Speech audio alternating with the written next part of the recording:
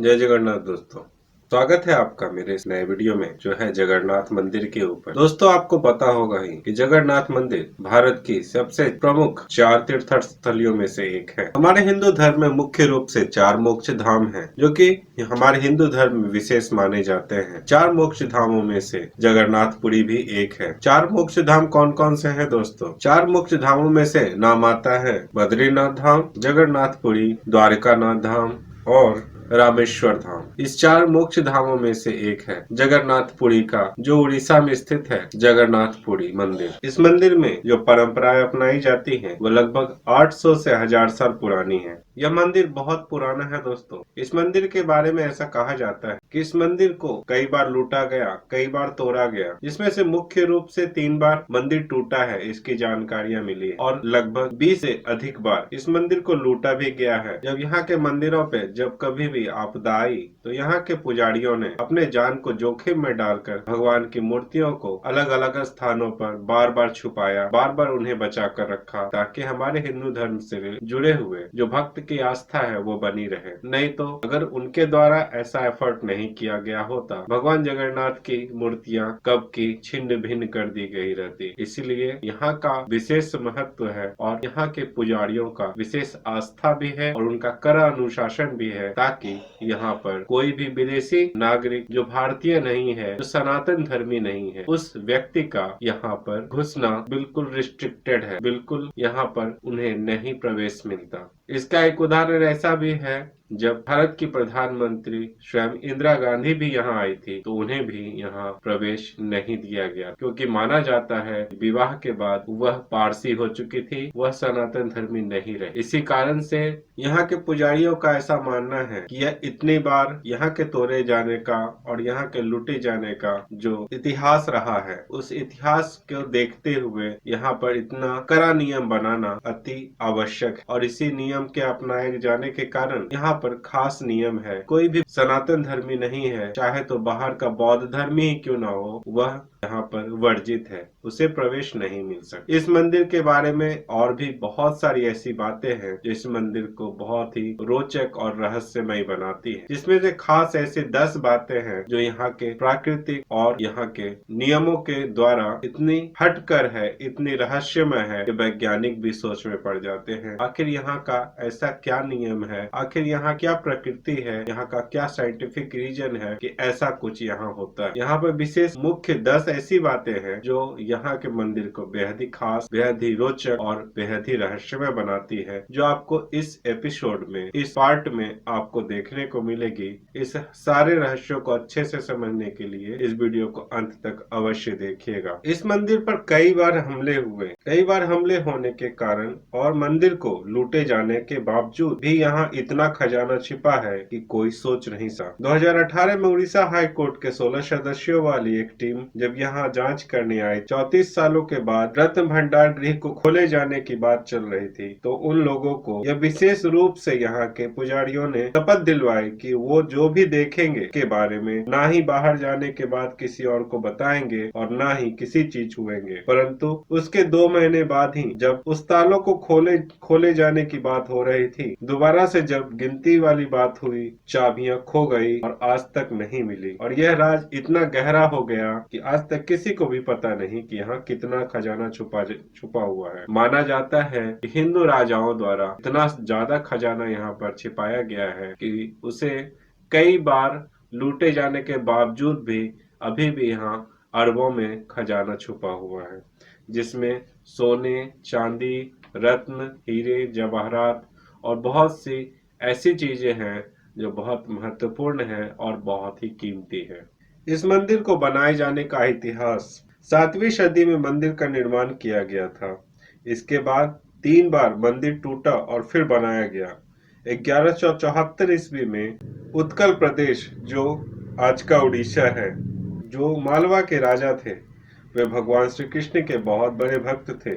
एक दिन भगवान ने उन्हें स्वप्न में कहा, यहाँ के नीलांचल पर्वत पे बने एक गुफा में उनकी एक छवि विराजमान है, जिसे नील माधव कहते हैं। वो उसे ले आकर यहाँ स्थापित करे, जिससे सभी भक्त उनके दर्शन कर सके।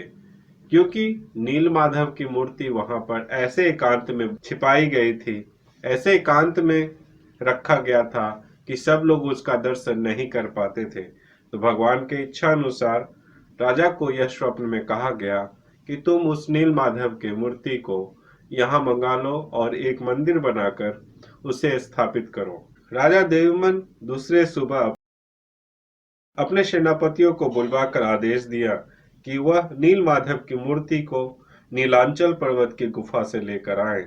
नीलांचल पर्वत की गुफाओं पर जाकर खोजबीन करने पर उनके सेनापतियों को वह मूर्ति भी मिली और वहां से उन्होंने उसे चुरा लिया, जो कि वहां के एक कबीला द्वारा विशेष तौर पर पूजा जाता था।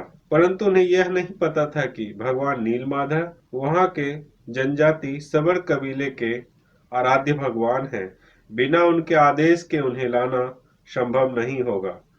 परंतु यह राजा के सैनिकों ने किसी तरह से नीलमाधव की मूर्ति को वहां से चुरा कर ले आया और राजा को लाकर दे दिया, जिसके बाद सबर कबीले के सरदार, जो कि भगवान के अनन्य भक्त थे, वे बहुत दुखी हो गए और उन्हीं गुफा में अन्न जल त्याग कर बैठ गए, जिस कारण भगवान को पुनः उसी गुफा में वापस लौटना पड़ा।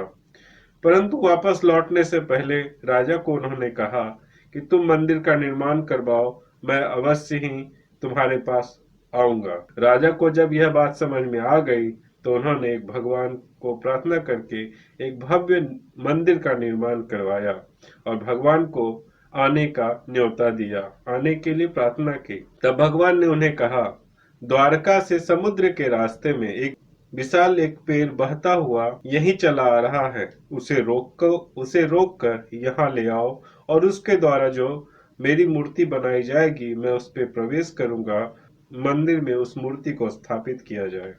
राजा के सैनिकों ने किसी तरह विशाल पेड़ को रोक तो लिया पर उसे लाने की शक्ति किसी में नहीं थी। वह सभी हार मान गए। तब राजा को सवर कबीले के मुखिया, जो कि भगवान के अनन्य भक्त थे, उनकी याद आई। उनसे निवेदन किया तो उन्होंने अकेले ही उस पेड़ को उठाकर मंदिर तक लेकर आ गए। इसके बाद राजा के कई कारीगरों ने उस पर नक्काशी करने की कोशिश की, पर एक खुरच तक नहीं कर पाए, मतलब एक निशान तक नहीं बना पाए, और उन्होंने हार मान लिया कि यह कैसा लग रहा है जिस पर उनसे कोई काम नहीं हो पा रहा। सभी कारीगरों के हार मानने पर वहां एक बूढ़ा व्यक्ति आया, जो कि स्वयं देवशिल्पी विश्वकर्मा जी थे। देवशिल्पी विश्वकर्मा ने राजा के सामने एक शर्त रखी कि मैं उस लकड़ी से भगवान की मूर्ति मात्र 21 दिन में तो बना दूंगा, परंतु मेरी कुछ शर्तें हैं जो उन्हें माननी पड़ेगी। इस बीच में उन्हें कोई नहीं देखेगा, कमरे में वो अकेले ही मूर्ति को बनाएंगे। राजा ने उनकी सारी शर्तें मान ली। वे एक कमरे में बंद होकर भगवान की मूर्ति बनाने में तल्लीन हो गए। यदि यह शर्त टूटती है तो वह मूर्ति नहीं बनाएंगे, ऐसा कहकर उन्होंने कमरे को बंद कर दिया और मूर्ति बनाना शुरू किया। 21 दिन बीतने से पहले ही राजा की पत्नी को बहुत जिज्ञासा हुई कि भगवान की मूर्ति कैसी बनी है और वह जिद करने लगी। जिद करने के कारण राजा ने हार मानकर द्वार खोल दिए, जिसका नतीजा यह निकला कि मूर्ति आधी बनी थी और विश्वकर्मा वहां से गायब हो चुके थे। 3 भगवान की मूर्तियों में से श्री कृष्ण की मूर्ति और बलराम की मूर्ति, जो कि आधी आधी बनी हुई थी, हाथ का एक छोटा सा हिस्सा ही बनाया गया था और सुभद्रा के तो हाथ पैर भी नहीं बने थे। उसी अवस्था में भगवान की इच्छा मानकर राजा ने उन तीनों मूर्तियों को उस मंदिर में स्थापित कर दिया। भगवान की इस मूर्ति में भगवान ने प्रवेश किया और तब से जगन्नाथ जी की मूर्ति उसी प्रकार हर साल बनाई जाती है और पूजा की जाती है। अधूरी बनी मूर्तियों को ही कृष्ण भगवान का विग्रह मानकर श्रद्धा पूर्वक सजाया जाता है और पूजा पाठ किया जाता है। जगन्नाथपुरी की बहुत ही बड़ी विशेषता यह है दोस्तों कि यहाँ पर जो भी भक्त जैसे भी मनोकामना लेकर आता है, उसकी वह मनोकामना अवश्य ही पूरी हो जाती है। यहाँ का विशेष जो नियम मैंने पहले भी बताया, यहाँ के सिंह द्वार पर ही एक पत्थर पर लिखा हुआ है कि यहाँ कोई भी विदेशी व्यक्ति एंट्री नहीं कर सकता, अंदर नहीं आ सकता। यह 5 भाषाओं में लिखा हुआ है। जगन्नाथपुरी पर बहुत बार हमले हुए, इसकी बात मैं आगे करूंगा। पहले यहाँ के विशेषताओं के बारे में मैं आपको बताता हूँ। सबसे पहली विशेषता यहाँ का ध्वज है दोस्त। हवा अगर पश्चिम की तरफ चल रही हो तो ध्वज पूर्व की तरफ लहराता है। कभी वैज्ञानिक कभी नहीं समझ पाए। यहाँ का ध्वज हर एक दिन बदला जाता है। यहाँ के पुजारी हर एक संध्या में मंदिर पर ऊपर चढ़ते हैं और ध्वज को बदलते हैं। अगर ऐसा नहीं किया जाएगा तो यहाँ के पुजारियों का मानना है कि अगर एक दिन भी ध्वज को नहीं बदला गया तो मंदिर 18 साल के लिए बंद करना पड़ेगा। मंदिर प्रांगण में जो मुख्य मंदिर है उसकी ऊंचाई 214 फीट है और इसका सबसे ऊपरी गोल भाग कभी भी परछाई में दिखाई नहीं देता। इस मंदिर की यह भी एक विशेषता है, कभी भी इसका ऊपरी भाग छाया में दिखाई नहीं देता, जबकि बाकी मंदिर का हिस्सा छाया में बनते हुए दिखता है, पर इसका ऊपरी गोल भाग आप कभी भी छायाकृति में नहीं देख सकते। आश्चर्यमयी लगता है, जो कि आप किसी भी दशा में किसी भी दिशा से अगर आप दूर से देखते हैं तो चक्र आपको सीधा ही दिखाई देगा। चक्र किसी भी दिशा में आपको लगेगा कि वह आप ही की तरफ घूमा हुआ है और चक्र को आप सीधी तरफ से देख रहे हैं। इस चक्र का विशेष बनावट है और इस चक्र को लौह धातु नहीं नवग्रह धातु से बनाया गया है। इस चक्र का नाम नीड़ चक्र है। इसे पंडित नीड़ चक्र के नाम से बुलाते हैं। सामान्यतया किसी भी समुद्र के किनारे आप देखेंगे कि मंदिर में अगर प्रवेश करते हैं तो मंदिर के प्रांगण में भी आपको समुद्र की ध्वनि सुनाई देती है, पर इस मंदिर में ऐसा नहीं होता। इस मंदिर के सिंह द्वार के अंदर जैसे ही आप पांव रखेंगे आपको समुद्र की ध्वनि सुनाई देनी बंद हो जाएगी और जैसे ही आप सिंह द्वार से बाहर आएंगे आपको समुद्र की ध्वनि पुनः सुनाई देने लगेगी। यह यहाँ की प्राकृतिक क्या फिनोमेना है, यह वैज्ञानिकों को आज तक समझ में नहीं आए। एक और भी यहाँ पर प्राकृतिक फिनोमेना ये भी है कि यहाँ पर हवा की दिशा हमेशा उल्टी चलती है। आप और जगहों के मंदिर या स्थानों के बारे में आप जब देखेंगे कि सुबह में हवा समुद्र से किनारे की तरफ बहती है, जबकि यहाँ उल्टा होता है। यहाँ सुबह हवा किनारे से समुद्र की तरफ बहती है और संध्या काल में जो और जगहों पर किनारे से समुद्र की तरफ बहने वाली हवा यहाँ पर समुद्र से किनारे की तरफ आती है। संध्या काल में ऐसा होता है। तो यहाँ पर एक उलट फिनोमेना होने का वजह क्या है, यह वैज्ञानिक को आज तक समझ में नहीं आया। यह यहाँ के रहस्यमय होने के तरफ एक और बात है जो कि इस मंदिर से जुड़ी हुई है। इस मंदिर के बारे में एक और भी बहुत ही विशेष बात है दोस्तों। मतलब बर्ड्स उड़ते हुए आपको नजर आएंगे और बैठे हुए भी नजर आएंगे। मैंने मैक्सिमम सभी मंदिरों पर चिड़ियों को बैठा हुआ देखा है, पर इस मंदिर की यह विशेषता है कि इस मंदिर पर कोई भी चिड़िया ना आपको उड़ता हुआ दिखेगा और ना ही बैठा हुआ। यह ऐसा यहाँ क्यों होता है यह किसी को आज तक नहीं पता, ना वैज्ञानिक पता लगा पाए हैं कि यहाँ पर ऐसा क्यों होता है। इसी कारण से यहाँ के लिए और भी नियम बनाया गया है कि इस मंदिर के ऊपर से कोई भी विमान नहीं उड़ सकता। अगर ऐसा किया जाए तो हो सकता है वैज्ञानिक दृष्टिकोण से या जो भी कारण हो विमान दुर्घटनाग्रस्त भी हो सकता है। इसीलिए यहाँ से उड़ने पर प्रतिबंध है। किसी भी विमान को इस मंदिर के ऊपर से नहीं उड़ने देने का नियम है। लोग डरते भी हैं कि यदि पक्षी यहाँ नहीं उड़ सकते तो विमान का क्या पता वो कब दुर्घटनाग्रस्त हो जाए। सबसे महत्वपूर्ण बात यहाँ के मंदिर की प्रसाद में है दोस्तों। यहाँ के प्रांगण में जो प्रसाद बनाया जाता है वो कहा जाता है कि विश्व का सबसे बड़ा किचन इस मंदिर के प्रांगण में बना हुआ है। ऐसा क्यों है दोस्तों, आपको समझने के लिए मैं बताता हूँ। यहाँ पर चाहे 1000 लोग आए, चाहे लाख लोग आए, चाहे 10 लाख लोग आए, कभी भी यहाँ का प्रसाद भोजन कम नहीं पड़ता। यह मां अन्नपूर्णा के विशेष कृपा है इस मंदिर पर, जो कि कभी भी किसी भी भक्त को बिना प्रसाद ग्रहण किए यहाँ से लौटने नहीं देती। संध्या काल तक चाहे कितने भी भक्त आ जाएं, चाहे लाख, 10 लाख, 15 लाख, 20 लाख, कितने भी भक्त आ जाएं, उनके लिए प्रसाद कभी कम नहीं पड़ता। वह पेट भरकर यहाँ से प्रसाद लेकर प्रसाद खाकर जाएंगे। उनके लिए कभी भी ऐसा नहीं होगा कि उनके लिए अलग से प्रसाद बनाना पड़े। प्रसाद यहाँ तीनों समय मिलता है और यहाँ के विशेष रूप से रखे गए रसोइये विशेष ढंग से और बहुत ही पुराने सिस्टम से यहाँ के प्रसाद को बनाते आ रहे हैं। 1800 साल से भी पुराना मंदिर है और तब से ही उस मंदिर को, उस प्रसाद को बनाने की विधि वही अपनाई जाती है जो 1800 साल पहले अपनाई जाती थी। प्रसाद को बनाने की विधि जैसा यहाँ के लोगों ने बताया है कि यहाँ पर एक के ऊपर एक 7 मटके रखे जाते हैं और यहाँ का प्रसाद कभी भी किसी भी लोहे या किसी भी धातु के बर्तन में प्रसाद नहीं पकाया जाता। यहाँ पर पकाया जाने वाला प्रसाद हमेशा शुद्ध हो, इसके लिए यहाँ पर हमेशा मिट्टी के नए बर्तनों का ही प्रयोग होता है और उसी में सारा प्रसाद बनता है। और यहाँ आश्चर्य की बात यह है कि वह उन 7 घरों को जो एक के ऊपर एक चढ़ाकर प्रसाद बनाया जाता है, हर एक घरे में प्रसाद का कुछ न कुछ भाग होता है और जिसमें अलग अलग व्यंजन बनते हैं। और आश्चर्य की बात है कि सबसे ऊपर रखा घड़ा जो 7वां घड़ा होता है, प्रसाद सबसे पहले पकने की विधि उसी में कंप्लीट होती है, बाद में धीरे धीरे ऊपर से नीचे की तरफ और सबसे अंत में सबसे नीचे के घड़े में रखा हुआ प्रसाद पकता है और कभी भी प्रसाद जलता नहीं है। ऐसा कभी भी नहीं हुआ कि नीचे रखा हुआ घड़े का प्रसाद जल जाए और ऊपर का प्रसाद कच्चा रह जाए, ऐसा कभी भी नहीं होता। और यहाँ मां अन्नपूर्णा की इतनी कृपा है कि प्रसाद कभी भी घटता नहीं। और एक और भी बात यह है कि संध्या होते ही प्रसाद अपने आप समाप्त हो जाती है और जिसके कारण होता यह है कि यहाँ का प्रसाद कभी भी फेंका नहीं जाता, क्यों कभी भी बर्बाद नहीं होता।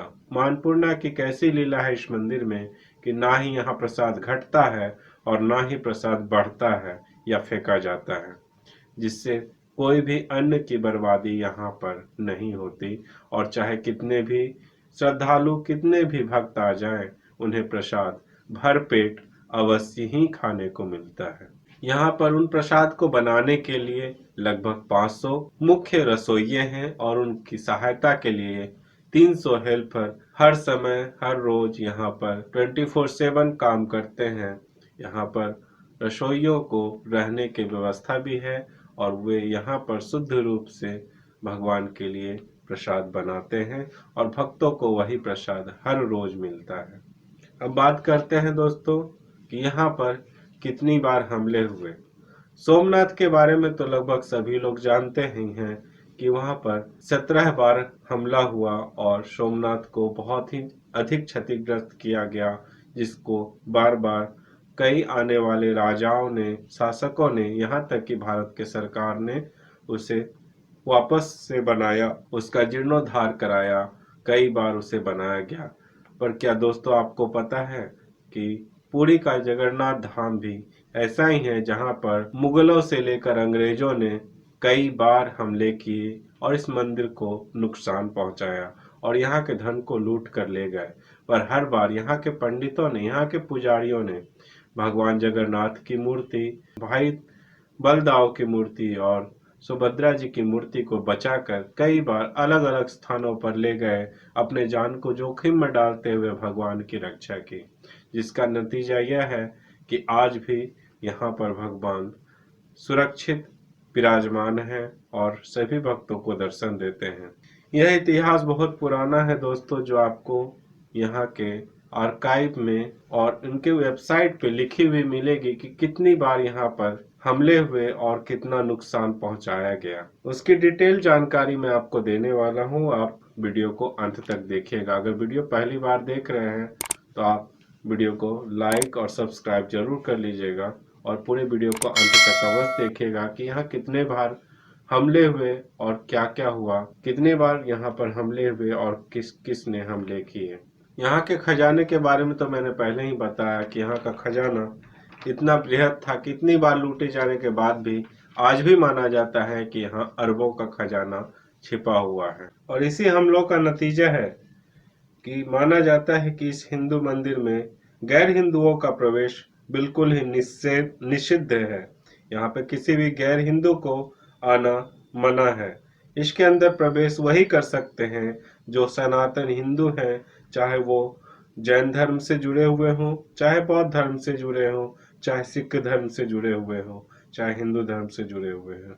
यदि वह सनातन हिंदू हैं तो उन्हें ही प्रवेश करना इस मंदिर में अलाउड है। सन 2005 में थाईलैंड की महारानी को भी इस मंदिर में प्रवेश की इजाजत नहीं दी गई थी, क्योंकि वह बौद्ध धर्म से जुड़ी हुई थी, परंतु वह विदेशी थी, अर्थात केवल भारतीय बौद्ध को ही इस प्रवेश करने की अनुमति है। वर्ष 2006 में स्विट्जरलैंड के एक विदेशी नागरिक ने यहाँ 1,78,00,000 रुपए का दान भी दिया था। फिर भी उस विदेशी नागरिक होने के कारण उसे प्रवेश की अनुमति नहीं दी गई थी। इन सभी कारणों और नियमों और प्रतिबंधों का कारण मुख्य रूप से यही बताया गया है कि प्रबंधकों द्वारा इस मंदिर को विदेशियों द्वारा, चाहे मुगल हो या अंग्रेज या कोई और विदेशी, उनके द्वारा इस मंदिर को लगभग 20 बार लूटा गया और नुकसान पहुंचाया गया। खास तौर पर मुस्लिम सुल्तानों और बादशाहों द्वारा इस मंदिर को खजानों को लूटने के लिए और हिंदू धर्म की सभ्यता को नाश करने के लिए, यहाँ पर नाश करने के ख्याल से इस उड़ीसा के पुरी मंदिर को नुकसान पहुंचाया गया। पर बार बार हमले किए गए। हर एक हमले में भगवान की मूर्ति को नष्ट करने की पूरा प्रयास किया गया, परंतु यहाँ के पुजारियों ने हर बार अपने जान को जोखिम में डालकर उन तीनों मूर्तियों को, अर्थात श्री कृष्ण, बलराम और सुभद्रा जी की मूर्तियों को अलग अलग जगह पर ले जाकर छुपा दिया गया और उनकी रक्षा की गई। एक बार तो इस मूर्तियों को उड़ीसा से निकालकर हैदराबाद में ले जाकर छिपाना पड़ा। ऐसा होना कि भगवान की सुरक्षा के लिए मंदिर को छोड़कर जाना पड़े, यह बहुत ही दुख की बात होती है। यही कारण है कि उनके लिए यह सुनिश्चित करना अति आवश्यक है कि यहाँ पर किसी भी विदेशी का आना अलाउ नहीं किया जा सकता और किसी भी विदेशी का यहाँ आना प्रतिबंधित कर दिया गया है। यह जानकारी उड़ीसा के इतिहास से जुड़े वेबसाइट पर उपलब्ध है, आप जाकर देख सकते। इस मंदिर पे पहला हमला बंगाल के सुल्तान इलियास शाह ने वर्ष 1340 में किया था। उस समय उड़ीसा उत्कल प्रदेश के नाम से जाना जाता था, जहाँ के राजा नरसिंह देव तृतीय ने सुल्तान इलियास शाह से युद्ध किया। सुल्तान के सैनिकों ने मंदिर परिसर में बहुत निर्दोषों की खून बहाए, उनकी हत्या की, रक्तपात मचाया, बहुत से निर्दोष नागरिकों की भी हत्या की, परंतु राजा नरसिंह देव भगवान की मूर्तियों को बचाकर यहाँ से ले जाने में कामयाब रहे, क्योंकि उन्होंने पहले ही इन मूर्तियों को यहाँ से छिपाकर निकाल देने का आदेश दे दिया था। इसके बाद वर्ष 1360 में दिल्ली के सुल्तान फिरोज शाह तुगलक ने दोबारा इस मंदिर पर हमला किया। वर्ष 1509 में यहाँ तीसरा हमला हुआ, जो बंगाल के सुल्तान अलाउद्दीन हुसैन शाह के कमांडर इस्माइल गाजी ने किया था।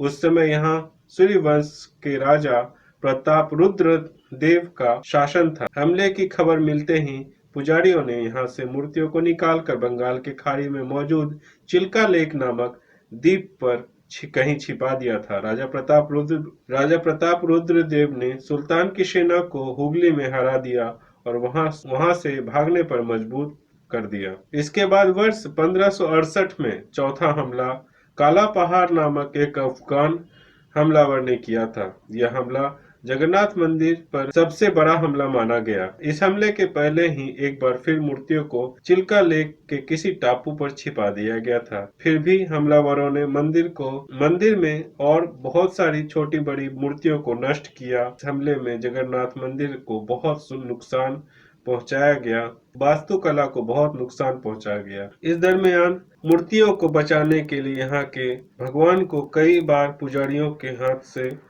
यहाँ से निकालकर छिपाया गया। कई गांवों, कई टापुओं, कई जगहों पर ले जाकर छिपाया गया। इसी प्रकार कई बार बंगाल के खाड़ी के द्वीपों में मूर्तियों को छिपाया गया।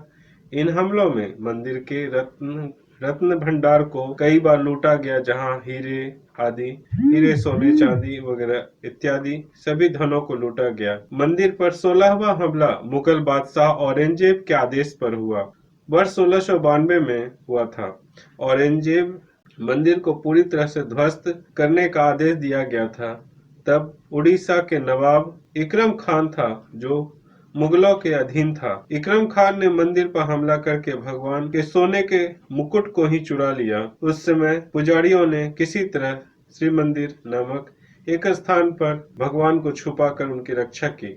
इस मंदिर पर 17वीं बार हमला 1699 में उड़ीसा के नायक सूबेदार तकी खान ने किया था। इस समय मूर्तियों को चुपचाप हैदराबाद ले जाकर छिपा दिया गया था। दिल्ली में मुगल साम्राज्य के कमजोर होने पर मराठा साम्राज्य जब ताकतवर होने के बाद मूर्ति को हैदराबाद से पुनः इस मंदिर में लाया गया और धीरे धीरे जगन्नाथ मंदिर की वैभव को पुनः लौटते लौटते समय लगा, पर यहाँ का वैभव पुनः लौट आया।